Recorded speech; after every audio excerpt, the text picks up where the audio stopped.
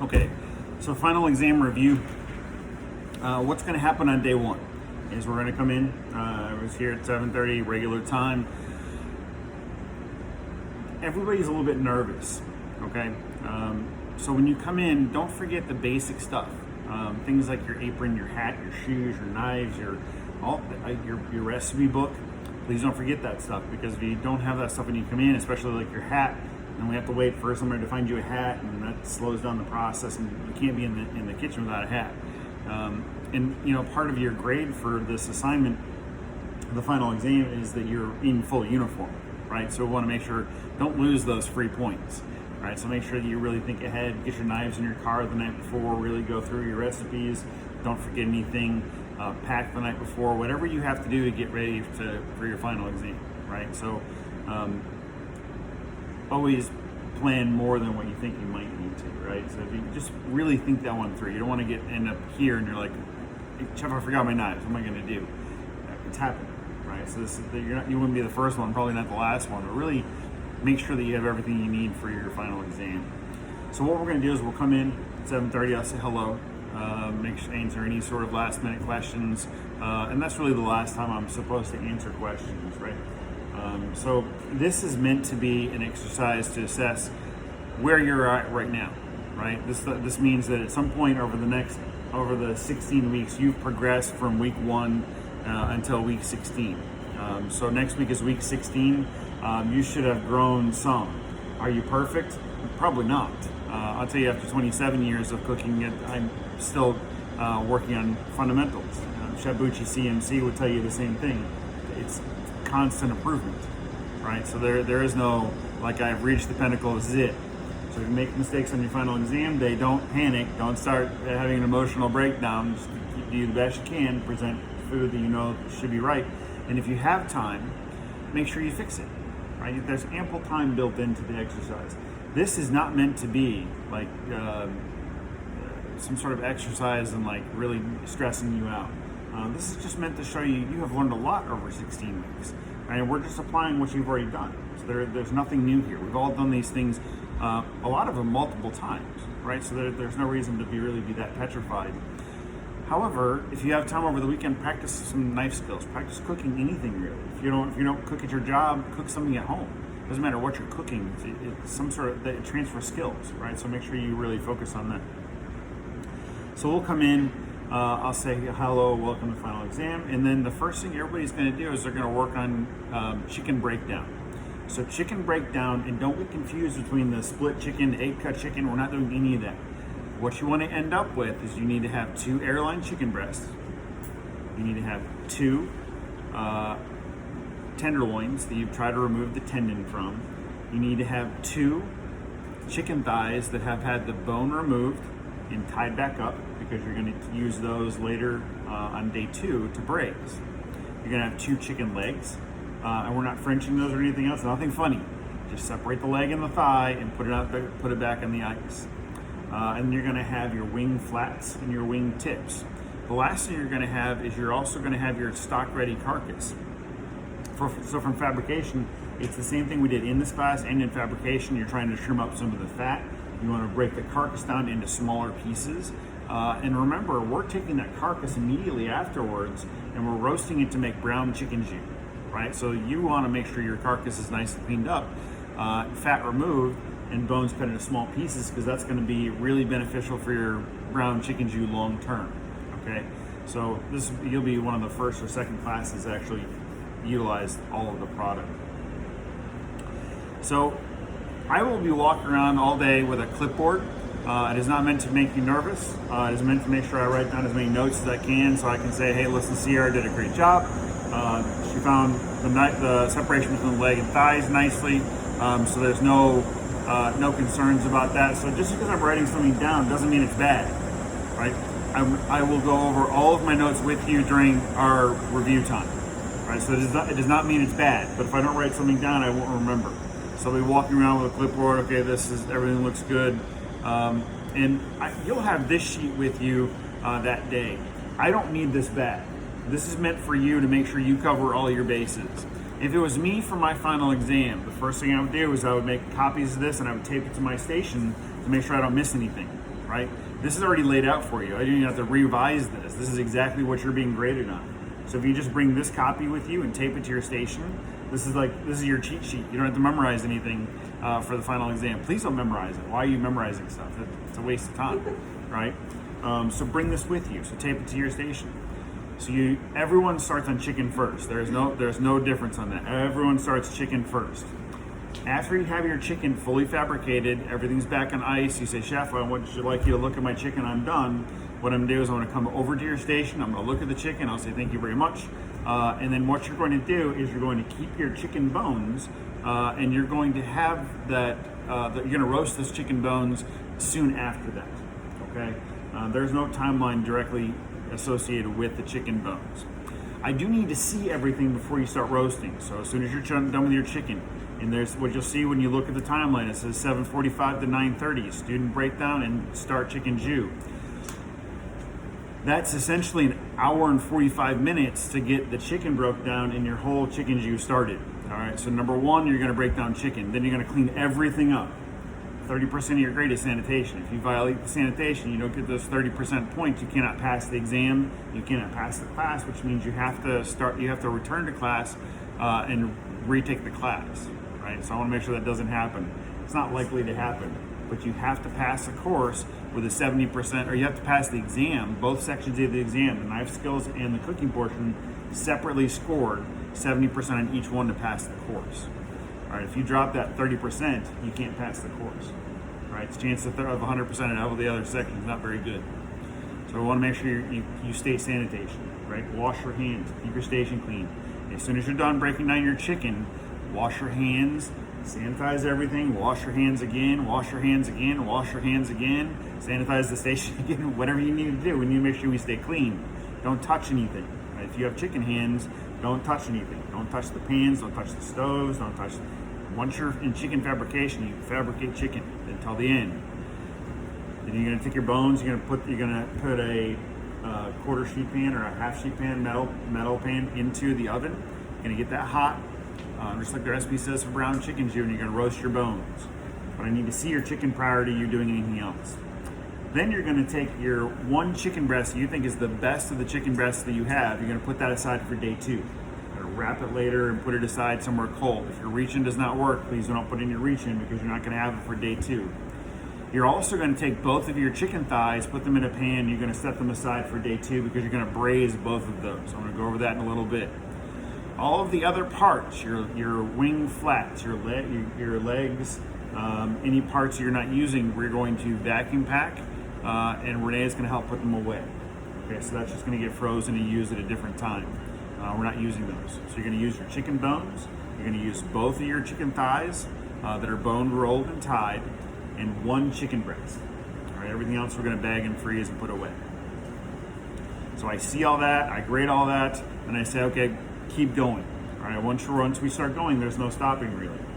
So after I've graded your chicken, you're gonna start your brown chicken jus. There's no difference to recipe from what's in the book.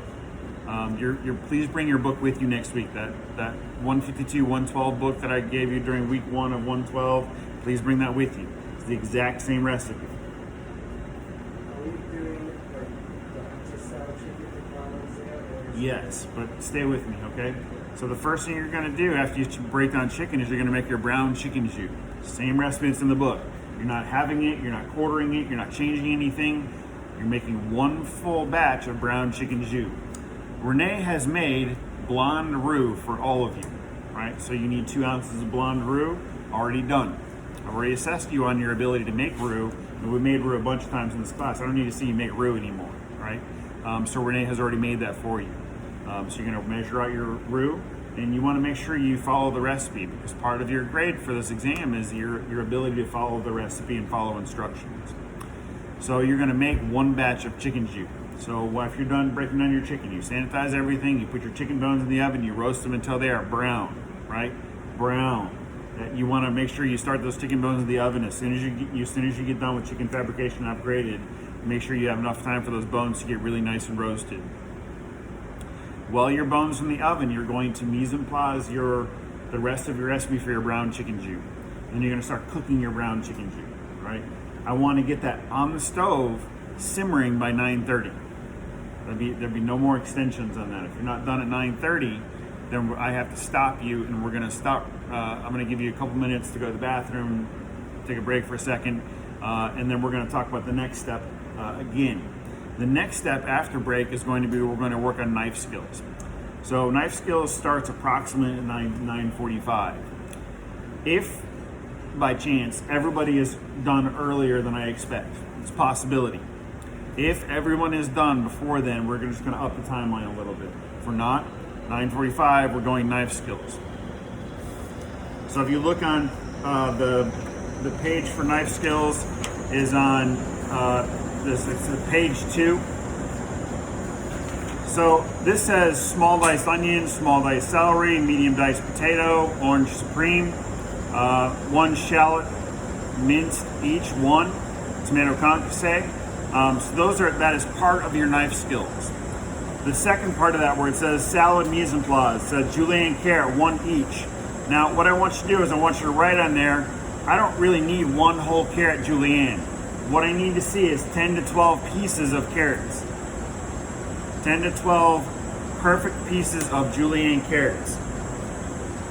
So remember for your knife skills exercise, if we're small dicing, we want to make sure everything is small diced. Right? If we're julienning, we want to make sure it's julienne. So when you're looking at your cut kit, you really want to pull this out. Julienne is 2 inches long by 1/4 inch by, 2 inches long by 1/8 by 1/8. That's it. If it's 2.5 inches long, it's not julienne. You don't get any points because it's not julienne, right? You have the answer right here. There's no reason not to get this. So julienne carrots, 2 inches long, 1/8 inch by 1/8 inch. I only need to see 10 to 12 pieces. If you julienne the whole carrot, it's going to take too long, and you're going to waste time. I don't need to see that much. 10 to 12 pieces. Small diced bell pepper. What we're going to do is Renee and I will be here earlier that day. We're going to cut a bell pepper into 4 pieces. You are going to get 1/4 of a bell pepper. From that 1/4 of a bell pepper, you're going to take in small dices. So small dice again is 1/4 inch by 1/4 inch by 1/4 inch, right? As close as we possibly can get. That doesn't mean we're trying to get utilization for this one. This is knife skills. We want to make sure that you know when you leave 152 that you know how to make 1/4 inch by 1/4 inch by 1/4 inch, right? So we're trying to make sure we get through all that. The other thing you're going to do is your hard boiling eggs. Here we go. I'm taping this. So hard boiled eggs. What you're going to do is just like we've done before. You're taking two eggs, put it in a pot of water. You cover it with cold water. Bring to simmer. 12 minutes. Strain it off. Remember, it's 12 minutes from simmer, not 12 minutes from putting it in the pot. If you start the timer when you put it in the pot, the egg will not be cooked. So 2 eggs, pot of water, cover with cold water. Once it comes to simmer for 12 minutes, dump it off, ice on top, and just let it sit until the end, until you're ready to use it. Now remember, from salad week, what you need to do is I recommend starting the egg early. This should be one of the first steps when you're starting your knife skills. 9:45 or so, you get eggs in pot. You need your egg to be cold, right? This is not a hot salad. This is a cold salad. All these components, your carrots, your bell peppers, your hard-boiled eggs, your lettuce, your cucumber, your red wine vinaigrette, your minced herbs, are all part of the salad. So you're going to take these eggs, you're going to cook them hard-boiled, drain them off, ice goes on there, strain it off after it's cold. And then my recommendation is that you take one of those hard-boiled eggs in about an hour, crack it open, peel it, and make sure it's cooked properly. If it's not cooked properly, you can always say, Chef, my egg's not quite right. Would it be possible to get 2 more eggs? And I probably will say, yeah, you can probably get 2 more eggs. But if you wait till the end, you don't have time to check your eggs or start back over, right? So I rarely recommend starting your eggs early, peeling them, get 1. Now the second egg, don't peel or cut. If you peel and cut your egg for your salad early, what happens is it starts to dry out and it looks bad. It looks crusty. No one wants to eat that. I don't particularly want to eat it, and it doesn't look like it's cooked enough, right? So you want to make sure that that your egg is properly cooked. Also remember that you're only putting 1 egg on the salad, right? You're cooking 2 eggs because the one you can check. The other egg is to put on your salad, right? So only 1 egg cut into quarters. So you're gonna peel the egg, cut it into 4s, and it goes on the salad. Lettuce. I have ordered baby romaine lettuce, which is the same lettuce we had during salad week. All right, so it's going to be the little heads. You probably only need half of a head of lettuce. You may not even need that much. Remember, we have these small plates. We're making a small salad. All this is a side salad. We don't need to have a bunch of salad. But remember, it's uniform size, and this is really important. It's bite size, right? So this is not like giant chunks of lettuce. They need to be bite size. And please wash them. Cucumber, paisan cut. Remember, we're going to peel the cucumber. So what I'm going to do is I'm going to have a small section of cucumber portioned out for everybody. Everybody gets a small section of cucumber. What you do is you'll peel the entire cucumber. You're going to split it in half. And remember, all that we're doing is we're slicing this cucumber in even slices. It should be 1/8 of an inch thick. Now, the problem most students make when they're going to put this on their salad is they're just like, oh, this is just easy. I'm just going to go through and slice the cucumber. It has to be nicely, evenly sliced, or it's not paisan cut, right? So we're showing skill here. So take your time, make sure you have really nice, even cuts. Red wine vinaigrette is the same red wine vinaigrette that's in the book. There's no changes. It's the exact same recipe. Remember, for your herbs, it's 3 different herbs. It's fresh thyme, fresh tarragon, and fresh parsley. So it says 1 tablespoon of fresh herbs, but please do not put a tablespoon of each of those herbs in there. It's 1 teaspoon of each herb. Teaspoon of tarragon, teaspoon of thyme, teaspoon of parsley. Everything is minced, right? So minced is different from chopped. Minced means even small pieces, right? So if it's chopped, it does not meet the requirements of a mince. So make sure they're even small pieces. There's no reason at this point you can't make even small pieces with herbs. We're going to be making even small pieces all semester. So the red wine vinaigrette, no changes from their book. Same recipe. Red wine vinaigrette, red wine vinegar, olive oil, sugar, Dijon mustard, herbs, salt, pepper, make it taste good. And then you're going to put together the salad. So online on Canvas, there should be a link to a picture of the salad. It's the romaine lettuce on the bottom, carrots, cucumbers around the outside, cherry tomatoes cut into quarters, and remember to toss your garnishes in the vinaigrette, right? Except for the cucumbers, because you don't want the cucumbers to fall apart and just a pile of cucumbers on the plate. So that's salad mise en place. As far as knife skills go, everything else on there, station organization is clean, everything tastes good, product utilization, and then appropriate amount of dressing. Remember, I like dressing, right? I like dressing a whole lot. When I make dressing or when I make salads at the house, it's like salad floating in dressing, right? For this though, it's meant to be evenly coated on the outside of the lettuce. That's it. There should be no excess dressing. However, what I want you to do is I want you to put some dressing in a small cup and bring it up with your salad so I can taste the dressing on the side. All right, that lets me see the emulsion and lets me taste your dressing on the side. All right, so bring up a little container of dressing for me to try. That whole process should take you about 1.5 hours to 2 hours. So we start 9:45 to 11:45. We should be done. And once you're done with your knife skills, and you're going to bring your knife skills up to me all at one time, not as a group, but individually. So what you're bringing up is your onion, celery, potatoes, orange, shallot, concasse. You're also bringing up your salad that's on a plate. With your carrots, bell peppers, hard-boiled eggs, lettuce, cucumber, red wine vinaigrette, and your station is clean, you're going to bring all that back up front like we did for the 112. I'm going to shut the door on the mop closet, and you're going to do the same thing we did for 112. You're going to stand there with your tray. I take a picture of you with your products. I taste it. I grade you, and then we're done with knife skills. Don't forget, during the entire knife skills exercise, you're also watching your brown chicken jus, right? So the entire time you're skimming, you're checking, you're making sure it's not burning to the bottom of the pot, you're checking your chicken jus, you make sure that's all good. You only need your oven for the first little bit while you're roasting your chicken bones, and then that can be turned off. That way it saves a little bit of heat in here and a lot of noise, right? Once you're done with knife skills, and I've graded your knife skills, once your chicken jus is done, you strain your chicken jus, put it away for day 2. And then you're going to put it either in your reach-ins or a shelf in the walk-in where it's labeled with your name clearly. This is your mise en place for your final exam.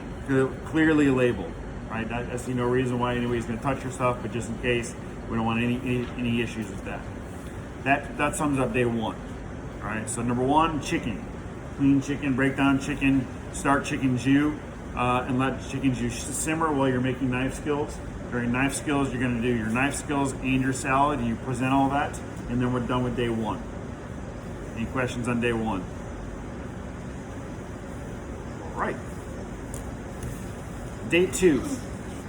So day two, what's going to happen when you come in is that you'll see on this sheet, I have everybody assigned to a time. I can't grade everybody all at one time on this, and I want to taste hot food. So what I've done for every student is every student gets 15 minutes for me for a review. So it says 7:30 a.m. welcome to day two. So what happens on day two is you come in, it's the same thing as day one. I say hello, does anybody have any questions about day two, or is everybody ready to go? And then the first person starts. So number one, Angela is going to start at 7:45. Gage is going to start at 8. Justin, you start at 8:15. Andy, you start at 8:30. Ethan, you start at 8:45. Sierra, you start at 9. Jordan, you start at 9:15. And Akia, you start at 9:30. Just because you start at different times doesn't mean you're coming in at different times. You're still required to be here in class at 7:30. So if you don't go, like Akia and Jordan, if you don't go until 9:15 or 9:30, what's going to happen is I will have projects assigned for you that we need to get done to close up kitchen, because we're knowing it's in here between the first week of December until we come back in January. So we got to clean everything, change out foils, clean walk-ins, cook whatever's in the walk-in that needs to be used. So you will have projects to do until you get started. So you can't go until your assigned time. So what will happen let's say I always use the first student first. So Angela goes at 7:45. So at 7:30, as soon as I say hello to everybody, I say, Angela, go ahead and go back to your station. Go ahead and get all your mise en place you need. And at 7:45, you can start cooking. Okay? Angela says, yep, no problem. And at 7:45, she can start cooking the process. At 7:45, when Angela starts, I'm going to say, Gage, go ahead, and 8 o'clock, you can start gathering. At 7:45, you can start gathering your stuff. You can't cook. You can't start cooking until 8, though. So he can gather all of his pots, pans, utensils, plates, all that kind of stuff. There's plenty of pots and pans here, so it's not like we're going to be short. Right? So even if you go last, there's no problem with pots and pans, because we have plenty of those pots and pans here. So you can't go into your scheduled time. 15 minutes before you can set up your station. You also can't serve until the time it says serving. So for Angela, it says Angela's serving at 9:45. So Angela can't send to me food until 9:45. If Angela's done at 9 o'clock, I don't care. She can't send me food till 9:45. So my recommendation to you as student is that at 9:30, if I'm Angela, at 9:30, I have everything done. Everything. Everything's done, ready to go. I have my sauce ready to go. All I have to do is kind of reheat some things a little bit, make sure everything's hot, and put it on a plate. By 9:40, I'm heating everything. By 9:42 or 43, I'm putting things on plates. And at 9:45, I'm bringing it up and say, Chef, here's my dishes. Right? So I would plan to be set up 15 minutes before your scheduled time to start. If you were late for your scheduled time, what I do is I say, listen, I'm sorry, but you have to wait till the very end to present your food. Then you have to hold everything, because once this train keeps going, there's no stopping, right? Because then I have Gage ready to go at 10 o'clock to serve me food. Gage's food's hot. I'm not going to say, Gage, you got to hold your food because I'm not done with Angela yet. You have to serve within your window. So you have some flexibility there. So it says 9:45, Angela is going to serve. So maybe at 9:45, Angela's not quite there, but she knows in 3 or 4 minutes, she's 2 minutes out. Chef, I'll be there in 2 minutes. Good. She still has 15 minutes to serve me food, right? So there's no problem with that. So use your time wisely.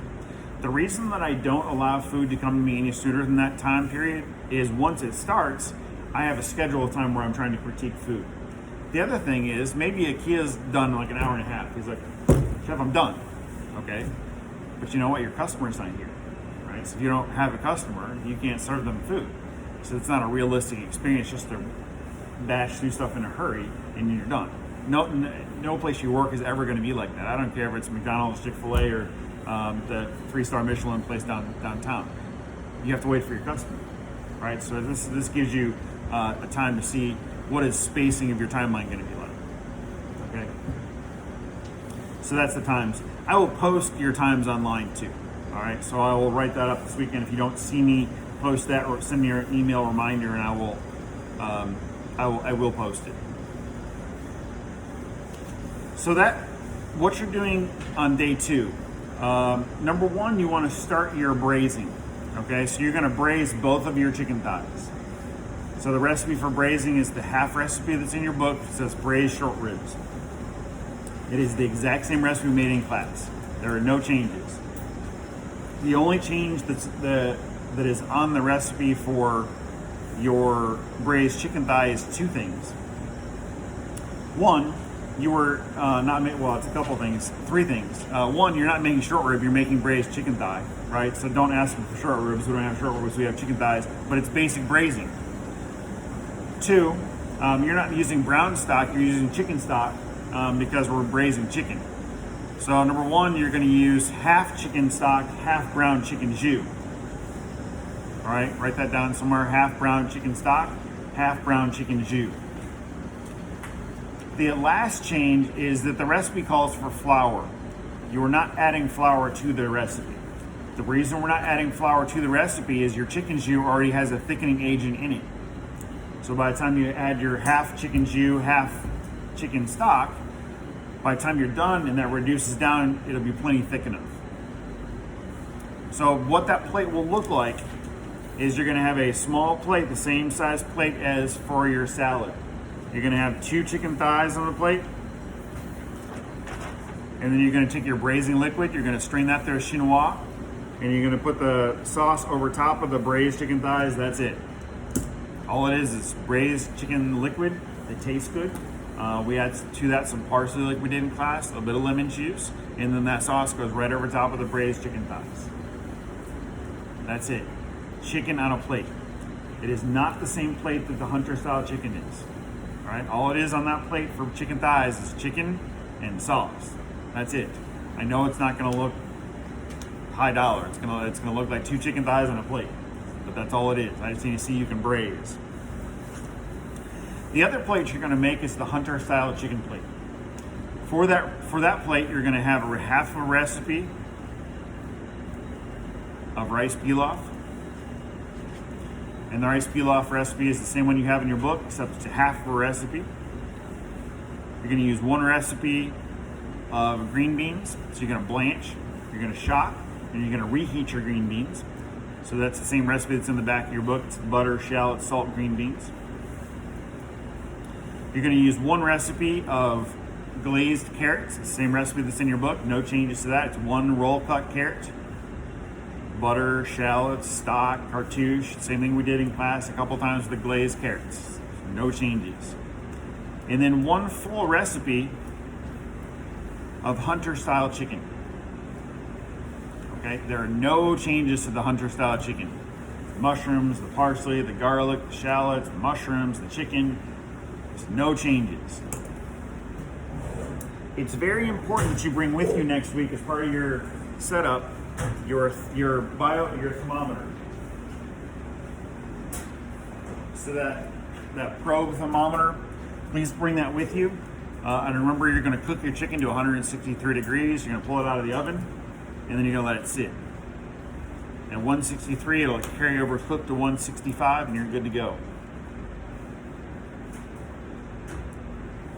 So you have 1 recipe of rice, or 1 half recipe of rice pilaf, 1 full recipe of glazed carrots, 1 full recipe of blanched, shocked, reheated green beans, and 1 full recipe of Hunter style chicken. So the Hunter style chicken, the plate presentation on that is very standard. This one, there's no creativity because what we're looking for from a 152 standpoint is, can you follow instructions, right? So you're gonna have a pile of rice, you're gonna have your carrots in the middle, your green beans, your chicken, and your sauce over chicken. All right, so it's a very, very standard plate. Rice, carrots, green beans, chicken, sauce, served. All right, I'm not looking for any funny here. to make sure you can cook good food. If food doesn't taste good, we've defeated the whole purpose, right? So we want to make sure we can follow directions, put basic food on a plate, make it taste good. Once it's time for you to start plating for your finished product, I need to see both things at the same time. So I need to see your braise, and I need to see your one full plate of food. Remember that you're going to have extra rice, right? There's no way that you need one full or one half recipe of rice to put on the plate. But you can't make less than that because there's not enough quantity there to actually make the product. So don't put the whole half of a batch of rice on the plate because it looks funny, right? But this whole time we've been looking at portion size, right? So some rice. The carrots, you're probably it depends on the carrot. You're probably going to use most of the carrot. The green beans, you only need to have 8 or 10 green beans, right? It's not that many. I would cook 10 or 12 green beans because that way you can try them. Please don't send me food that you haven't tasted, right? Unless you're allergic. Please taste everything before it comes up to me. Chef, you know, this is all finished product. If it doesn't taste good, please fix it before it comes up or have an explanation or why it doesn't taste good. So you start with your braise, get that in the oven, right? And then you're going to work on everything else. My recommendation is you make a timeline for yourself. If you look at the back of your book, there's sample timelines it says chicken piccata. If you substitute hunter style chicken for chicken piccata, you're going to have a pretty good timeline. So if you start by getting your braised chicken in the oven, get that going. Remember to render your chicken skin, pull it out of the pan, put the mirepoix in there, brown your mirepoix, pinçage your tomato paste, put your brown chicken jus in there, your chicken stock, then your chicken. Make sure it's covered 1/2 to 2/3 of the way with liquid. Cartouche goes on, foil goes on, into the oven, 45 minutes, pull that out, strain the liquid, reduce the liquid, season it with lemon juice, salt, pepper, and then make sure it's reduced enough, make sure it's nappe, and then sauce goes over the top of chicken. Do not plate the chicken thigh though until you're plating everything else, right? Because if you plate the chicken thigh early and it's just sitting there drying out, you've defeated the whole purpose, right? Also make sure that you're plating hot food, right? So that on your stations you have plenty of space to keep your food hot. Those little spots in between the stoves, there's plenty of heat there where they can be maintained hot, all right? The backs of the stoves, the areas above the burners, all of those are good options, right? There's plenty of options. If you feel like your rice or your carrots aren't hot before you put them on a plate, put them in the oven, right? There's no reason why you can't present hot food. Once you have both plates, your one full plate of food with your hunter style chicken, your rice pilaf, your glazed carrots, your green beans, your chicken, your sauce, and your small plate with braised chicken thighs, you're gonna bring all that up front. You're gonna set it down in front of me, and you say, "Chef, here's my final exam," and shh, no more. Do not tell me what's wrong with your braised chicken. Do not tell me what's wrong with your burnt chicken breast. Don't tell me you burnt your glazed carrots. Your green beans are army green because you boiled them for 45 minutes. I didn't need to hear any of that.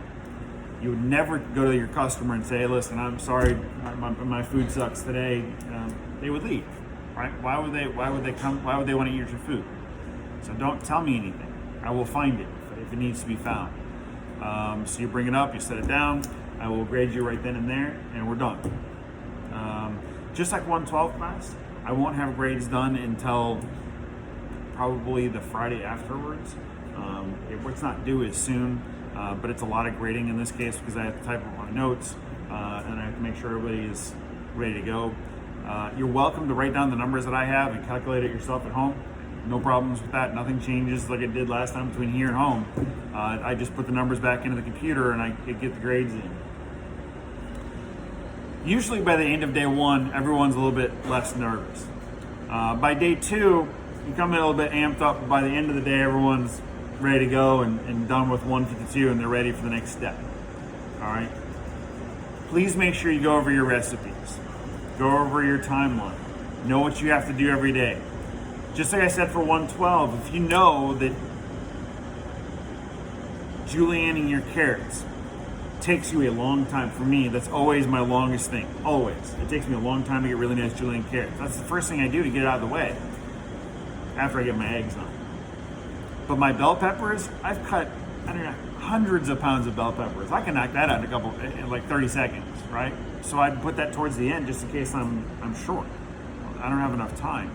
My vinaigrette, you have to make sure you're presenting to me an emulsified vinaigrette, right? So maybe that's one of those things you do towards the end, because that way, if your emulsion doesn't stay fully emulsified, maybe you get to stay emulsified long enough to present to me, and you're like, well, thank God that's done with.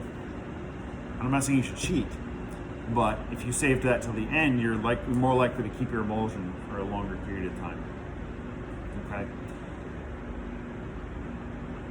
Now, usually everyone looks a little more tweaked than when I started talking about it. Don't worry too much. The pass rate's pretty high. I do need to see that you're using what you've learned in class, though. That's really the biggest thing. Have you grown over 16 weeks? Are you going to make a mistake in your final exam? Probably. Maybe not. But you know what? It's how you deal with that, right? That's a big part of what we do as chefs. Sometimes it doesn't go exactly how we expect it, so we have to live with that and work with that, right? So maybe if you burn your first round of carrots and you're like, I got 45 minutes, I wonder if I could start another batch of carrots. Start another batch of carrots. If your vinaigrette doesn't look right, you know it's separated, you still have some time, use your time wisely. There's no reason not to. So if it doesn't go quite your way, but you can still present good quality food, why not? The students that aren't usually successful come in and they're like, oh, I got this, no problem. Those are usually the ones that don't do as well or don't pass. If you think about your agenda ahead of time, you make a timeline, you write it down, you review it before you come in. On both days, you know, maybe over the weekend you write down your timeline. You're like, this is what I'm gonna do. These are the steps I'm gonna do. This is what I'm gonna do. Here's my recipes. I'm gonna tape it up to my station so I don't have to look for them anywhere. That's great. If you don't come in a little bit less prepared, it's a very rough day. And everyone around you knows, right? Take time, breathe. The more you review this stuff, the more you think about what you're gonna do in your head, the better you're gonna be. If you just come in and you're just be like, well, I'm going to swag and get done, you might or you might not. I might need to see you again next semester, right? So I don't have a problem with that. I'd love to see you again next semester, but let's try and get you to the next phase. Right? Questions? No? Salad first day. We don't make it again the second day. No. Day one, you'll do chicken jus. As soon as chicken jus is done, you're going to strain it through chinois, put that aside, and then knife skills is everything else, yeah. And then once we're done with knife skills, I guess that's the other thing, is for knife skills, if you're done early, you don't have to use the whole time. If you're done, you're done. But if you're done really early, I would really make sure that you're spot on, because you want to make sure your skills look good. But as soon as you're done for knife skills, you can present it when you're ready. For your hot food, though, you can't present until it's your time. And you have a 15-minute window to make sure you get me food. And it's about 10 minutes. Because that last little bit, if you're serving it like 1 minute left to go, I can't grade your stuff, because then I have somebody else coming up right behind you. Right? So make sure you stay in your timeline. Renee and I usually do a pretty good job of letting you know in advance, hey, listen, you have a half an hour left. Yes, you have no problem. I was taking a nap back here. I'm fine, ready to go. Right. So, Renee, do you have anything that you think you should add? No. Everybody you see floating around these halls that are in other classes have all passed the exam. So that's an indicator of how things are. That's a pretty good sign, right? I have another question. We do the half recipe for the braised thighs. It says, so we don't put the flour in, we put the red wine in still? Make a change for that. We're going to use white wine.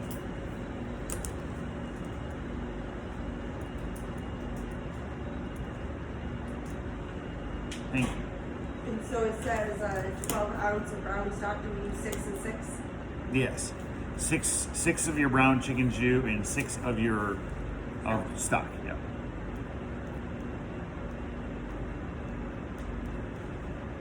I believe what I'm going to do this weekend is I'm going to revise that recipe. So I'll bring you in a clean copy for next week. I want to make sure you're successful. You know, this is not meant to trip you up. This is not meant to fail you. This is just meant to show you what you've learned and to make sure that you can apply what we've done for the last 16 years. That's all this is. It is a little bit stressful. But Did you want to see our knife skills for our juke? no. It's either right or it's not. And you know, for your chicken jus, remember, no one's going to see that mise en place, right? So it says medium dice there. Does it have to be perfectly squared up? Sure doesn't. No one's ever going to see it. I'm saying maybe we can utilize that. Scrap? Yeah. Sure can. Yeah. There's no reason not to. That's a good question. Anybody else feel okay? Ready for next week? Well, what we do after that then, once everybody's done, we clean up the kitchen. We do some basic cleaning to make sure we get things closed up for the winter time. And then we'll all stand up front. I'll find some poor civilian walking down the hallway that's unsuspecting, and I'll grab them and ask them to take a picture of our group. And then I usually send that off to everybody. And then that'll be it for our 152 journey. And then I'll see you in the bake shop next semester. So that's exciting too. I know some of you are excited about that. Some of you are not so excited about it. Some of you are like, well, I don't know, Chef. Yeah. No, it's a great experience. Even I usually it's like half and half in my fall semester. Students that don't want to be in bake shop, and I'm like, listen, you will have a great time.